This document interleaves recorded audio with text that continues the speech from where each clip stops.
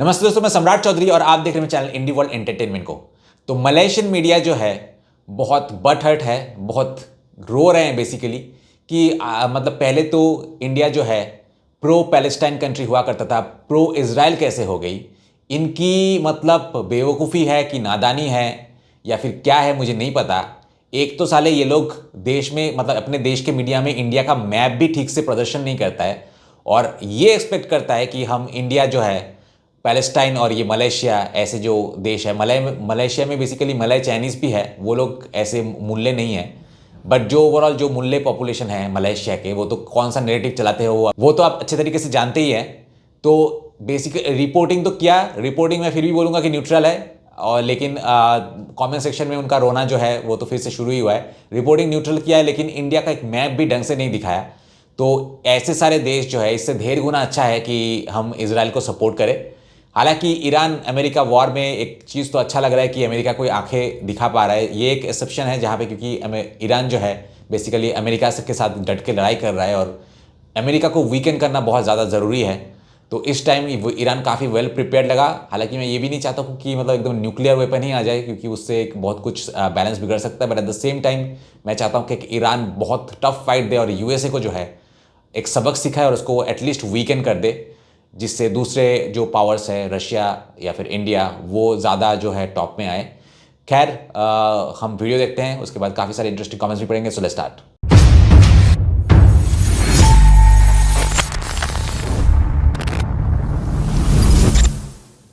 दोस्तों, मैंने बहुत सारे बिजनेस पार्टनर्स को, खास करके जो एनआरआईज है, उनके लिए चैनल बना के उनको इंडिया में एक stable source of income generate करके दिया है। अगर आप भी मेरे साथ पार्टनरशिप में चैनल स्टार्ट करना चाहते हैं, जहां चैनल के ओनर आप होंगे लेकिन कंटेंट मैं बना के दूंगा, तो मुझे कांटेक्ट कीजिए इस नंबर पे।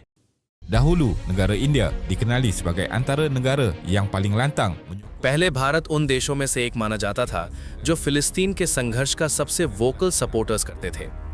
1950 के दशक से लेकर 1980 के दशक तक जवाहरलाल नेहरू और इंदिरा गांधी जैसे नेताओं ने फिलिस्तीनी टेरिटरीज पर इजराइल के कथित अवैध कब्जे की खुलकर आलोचना की।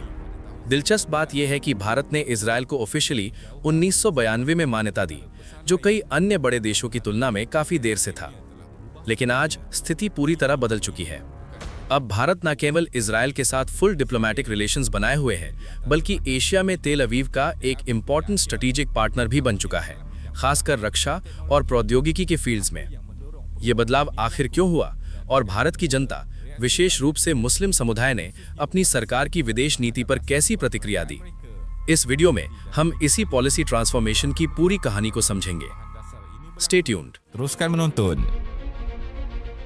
Hubungan antara India dan Israel ini. Bharat और इजराइल के बीच संबंध 1948 में इजराइल की स्थापना के तुरंत बाद विकसित नहीं हुए थे। हालांकि भारत ने 1950 में ऑफिशियली इजराइल को मान्यता दे दी थी, लेकिन दोनों देशों के बीच फुल डिप्लोमेटिक रिलेशन स्थापित होने में 4 दशक से अधिक समय लगा। उस समय भारत की विदेश नीति, जिसे जवाहरलाल नेहरू ने दिशा दी और जो नॉन लाइन मूवमेंट से प्रभावित थी, इजराइल के साथ संबंधों को लेकर काफी सतर्क थी, क्योंकि भारत अरब देशों के साथ एकजुटता और फिलिस्तीन के समर्थन की नीति अपनाए हुए था। फिर भी ओपन डिप्लोमेटिक रिलेशंस न होने के बावजूद इजराइल ने लगभग 1953 में मुंबई में अपना कॉन्सुलेट खोल लिया था। ये इंडियन जूस के इजराइल प्रवास और वीजा संबंधी कार्यों के लिए एक आधिकारिक माध्यम के रूप में कार्य करता था। उस समय ये संबंध बहुत सीमित, लार्जली इनफॉर्मल और व्यापक रणनीतिक सहयोग से रहित थे। लेकिन 1992 में सब कुछ बदल गया। Dan tidak melibatkan kerjasama strategik yang meluas. Tetapi segalanya berubah pada tahun 1992 apabila Perdana Menteri India ketika itu 1992 में उस समय के भारत के प्रधानमंत्री पीवी नरसिम्हा राव ने भारत और इजराइल के बीच फुल डिप्लोमेटिक रिलेशन स्थापित करने की घोषणा की। ये कदम पोस्ट कोल्ड वॉर के बाद भारत की विदेश नीति में हुए सुधारों का हिस्सा था, जिसमें इकोनॉमिक लिबरलाइजेशन और वेस्टर्न कंट्रीज के साथ मजबूत संबंध बनाना भी शामिल था। फुल डिप्लोमेटिक रिलेशंस शुरू होने के बाद भारत और इजराइल के बीच सहयोग बहुत तेजी से बढ़ा। इसका सबसे स्पष्ट उदाहरण ट्रेड के फील्ड में देखने को मिला। आधिकारिक संबंधों की शुरुआत में दोनों देशों के बीच ट्रेड लगभग 200 मिलियन अमेरिकी डॉलर था, लेकिन 20 वर्षों से भी कम समय में यह आंकड़ा बढ़कर 6 अरब डॉलर से अधिक हो गया। ये वृद्धि केवल सामान्य वस्तुओं की खरीद बिक्री तक सीमित नहीं थी, बल्कि हीरे, एडवांस टेक्नोलॉजी, मॉडर्न एग्रीकल्चर और सबसे महत्वपूर्ण डिफेंस कोऑपरेशन जैसे प्रमुख क्षेत्रों तक फैली हुई थी।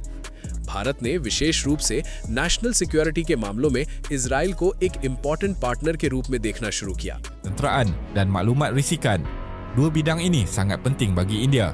उनका सहयोग मुख्य रूप से मिलिट्री टेक्नोलॉजी और खुफिया जानकारी के आदान प्रदान पर केंद्रित रहा है। ये दोनों एरियाज भारत के लिए अत्यंत महत्वपूर्ण हैं, क्योंकि देश इंटरनल टेररिज्म और विशेष रूप से पाकिस्तान और चीन के साथ जारी सीमा तनाव जैसी कई चुनौतियों का सामना कर रहा है। इस पॉलिसी शिफ्ट ने बायलैटरल रिलेशंस में एक नए युग की शुरुआत को दर्शाया, जो पहले आइडियोलॉजिकल कंसिडरेशंस और इंटरनेशनल प्रेशर से सीमित थे। भारत की मिलिट्री स्ट्रैटेजी में गहरे बदलाव ने भी इस संबंध को और मजबूत किया। Foundation for defence of democracies (FDD) की जून 2025 की एक रिपोर्ट के अनुसार 2023 से 2024 के बीच इजराइल भारत को डिफेंस इक्विपमेंट सप्लाई करने वाला तीसरा सबसे बड़ा देश था, जिसने उस अवधि में भारत के टोटल डिफेंस इंपोर्ट्स का 13% योगदान दिया। Dan India dalam tempoh tersebut.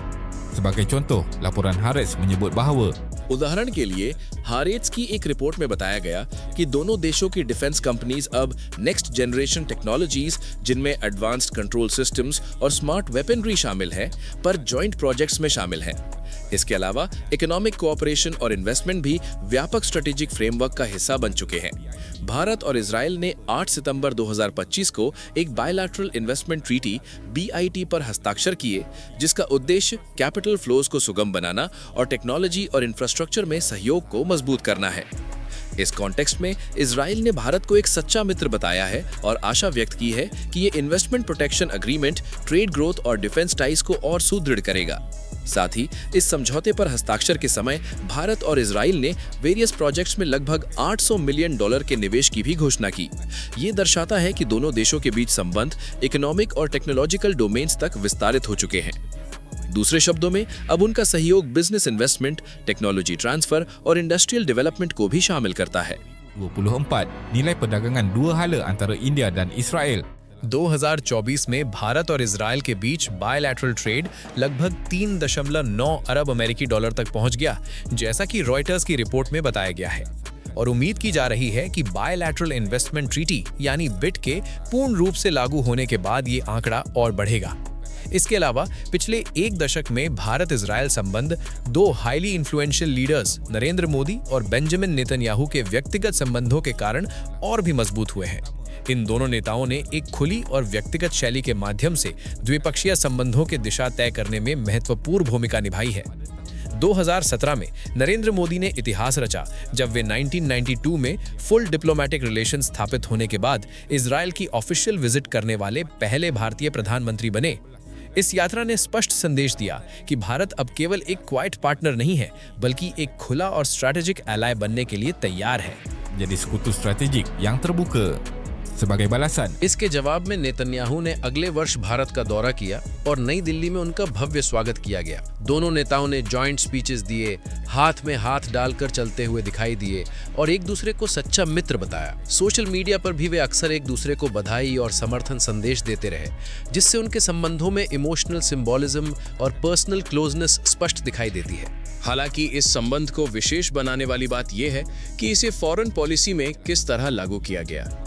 Bharat Israel संबंध भले ही मजबूत हुए हों, लेकिन भारत की डिप्लोमेटिक अप्रोच अब भी सतर्क बनी हुई है। भारत वैश्विक मंच पर एक न्यूट्रल और शांति समर्थक देश की छवि बनाए रखना चाहता है, जबकि दूसरी ओर वो इजराइल के साथ क्लोज स्ट्रेटेजिक कोऑपरेशन भी कर रहा है। इस दृष्टिकोण को मल्टी अलाइनमेंट रणनीति का हिस्सा माना जाता है, जिसमें भारत सभी मेजर पावर्स के साथ मित्रता बनाए रखना चाहता है, बिना किसी एक स्पेसिफिक अलायंस से अत्यधिक बंधे हुए। mana-mana pakatan khusus dalam konflik Gaza yang berlarutan sepanjang 2024. 2024 से 2025 तक जारी गाजा कॉन्फ्लिक्ट के दौरान भारत ने अक्सर हिंसा और जनहानि पर चिंता व्यक्त की, लेकिन इजराइल की सीधे तौर पर निंदा करने से परहेज किया। जून 2025 में द डिप्लोमैट की एक रिपोर्ट के अनुसार भारत के India's ministry of external affairs के स्पोक्स पर्सन ने कहा कि भारत सभी पक्षों से संयम बरतने और स्थिति को और खराब न करने की अपील करता है। ये बयान न्यूट्रल और कॉशियस दिखाई दिया, मानो भारत किसी भी पक्ष को खुले तौर पर दोषी ठहराने से बचना चाहता हो, भले ही ये स्पष्ट था कि हमले कौन कर रहा है। फिर भी भारत ने ब्रॉडर इस्लामिक वर्ल्ड के साथ अपने अच्छे संबंध बनाए रखे हैं। वह संयुक्त अरब अमीरात और सऊदी अरब का एक की ट्रेडिंग पार्टनर बना हुआ है और फिलिस्तीन इशू पर 2 स्टेट सॉल्यूशन के समर्थन की अपनी नीति दोहराता रहता है। भारत और इजरायल के बीच इस घनिष्ठ संबंध को लेकर देश के भीतर भी विभिन्न प्रतिक्रियाएं सामने आई हैं। एक ओर भारत का मुस्लिम कम्युनिटी और जमात-ए-इस्लामी हिंद जैसे इस्लामिक ऑर्गेनाइजेशंस गाजा में हिंसा की निंदा करते हुए भारत सरकार से इजरायल को हर प्रकार का समर्थन बंद करने की मांग कर चुके हैं। Terhadap Israel, mereka melihat hubungan diplomatik dan ketenteraan India-Israel.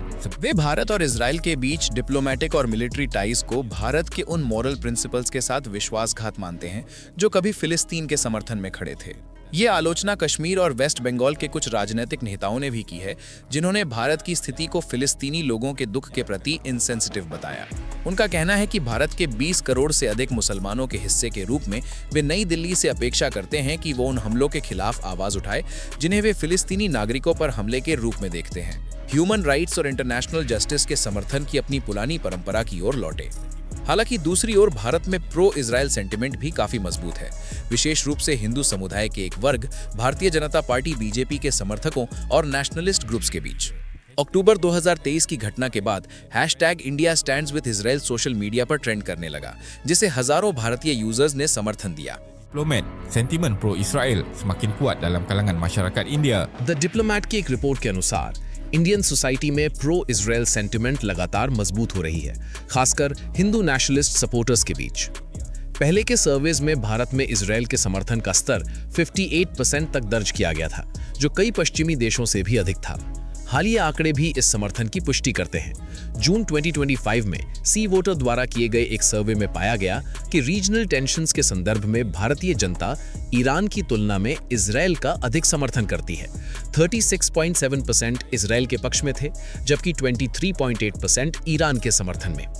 Hindu community के कुछ वर्ग इजरायल की इस क्षमता की भी सराहना करते हैं कि उसने मुस्लिम मेजॉरिटी कंट्रीज से घिरे होने के बावजूद अपनी यहूदी पहचान को बनाए रखा है, और वे इस संघर्ष की तुलना भारत में हिंदू नेशनलिस्ट एस्पिरेशन से करते हैं।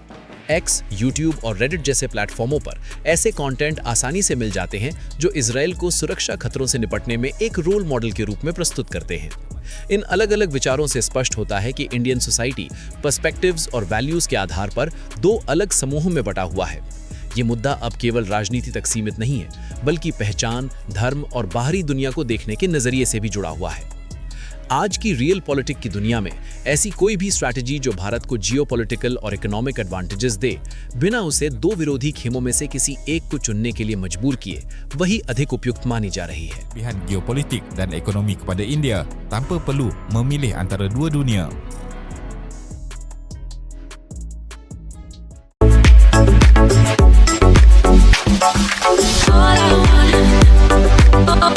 कमेंट्स में बिसाबा ने लिखा है कि साथ ही ऐतिहासिक कारण को भी देखना चाहिए। साइनो इंडियन वॉर के दौरान इजराइल भारत की आर्म्ड फोर्सेस को हथियारों की मदद देने वाला सबसे बड़ा कंट्रीब्यूटर था और सबसे पहले मदद पहुंचाने वालों में था।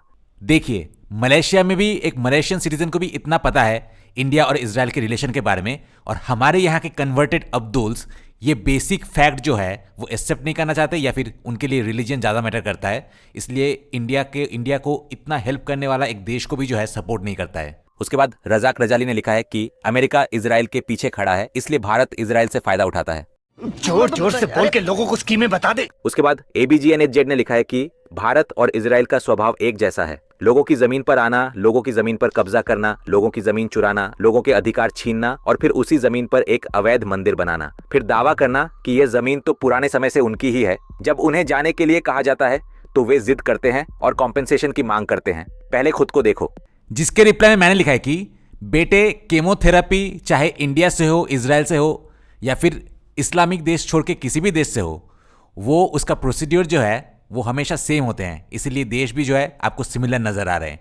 अब वो बात अलग है कि आपके मूल्य देश में जो है झाड़ फूक से और दुआओं से जो है कैंसर को ट्रीट किया जाता है, लेकिन इंडिया और इजराइल के पास कैंसर को ट्रीट करने का प्रॉपर तरीका है। उसके बाद हकीमी हैरी हदीरा ने लिखा है 1992 में फॉर्मल डिप्लोमेटिक रिलेशन स्थापित होने के बाद से दोनों देशों ने अपने सहयोग को मजबूत किया है, खासकर आतंकवादी हमलों के बाद। नेक्स्ट ट्रुथ सीकर ने लिखा है कि ईरान, इजराइल और भारत के लोगों के राइज को कोई नहीं रोक सकता, जो सदियों से अपने काम में लगे रहे और अपनी संस्कृति को बचाते रहे। एक मॉडर्न एरा रिलीजन ने इन तीनों देशों को नुकसान पहुंचाया है। जैसा करोगे वैसा ही वापस मिलेगा। कर्म का फल जरूर मिलता है। उसके बाद सारावाना नंदा ने लिखा है क्योंकि कई भारतीय ईरान में काम करते हैं और भारत नहीं चाहता कि उस पर बमबारी हो। भारत को अभी भी उस पैसे का नुकसान होता है जो ईरान को भेजा गया है। उसके बाद जामेका 21 ने लिखा है कि भारत पाकिस्तान के परमाणु बम से डरता है, इसीलिए उसने अपनी सेना को मजबूत करने के लिए इजराइल से हाथ मिला लिया। नेक्स्ट टुनपेरक ने लिखा है कि मेरे अनुसार नरेंद्र मोदी और नेतन्याहू में बस एक ही समानता है कि दोनों ही राइट विंग एक्सट्रीमिस्ट पार्टीज से आते हैं। उसके बाद निकी मोनिकटो ने लिखा है आज तो कई अरब और इस्लामी देशों के भी इजराइल के साथ अच्छे संबंध हैं। ऐसा इसलिए है क्योंकि मुसलमान, ईसाई और यहूदी सभी एक ही परिवार से आते हैं। भारत कोई मुस्लिम देश नहीं है, इसीलिए वह अपने दोस्त खुद चुनने के लिए आजाद है। उसके बाद मोहम्मद नियल ने लिखा है वे इस्लाम से नफरत करते हैं और इस्लाम के दुश्मन ही भारत के दोस्त हैं। नेक्स्ट अरूफा आजिज ने लिखा है कि क्योंकि भारतीयों और जियोनिस्ट ज्यूज का व्यवहार एक जैसा है, लोगों के अधिकारों को छीनने वाला व्यवहार। उसके बाद TFK_X ने लिखा है क्योंकि दोनों ही कॉलोनियलिस्ट्स के गुलाम रहे हैं। भारत पहले इंग्लैंड का गुलाम था और इजराइल अमेरिका का गुलाम रहा है। आखिर में हमसिल ने लिखा है कि भारत समझदार है, उसे पता है कि उसके देश के लिए क्या सही और फायदेमंद है और किन के साथ रहने की जरूरत नहीं है, यानी जो उसके देश को फायदा नहीं देते, इसीलिए वह उसी हिसाब से फैसले लेता है क्योंकि उसकी आबादी बहुत बड़ी है और उसे अपने लोगों को भोजन भी देना होता है।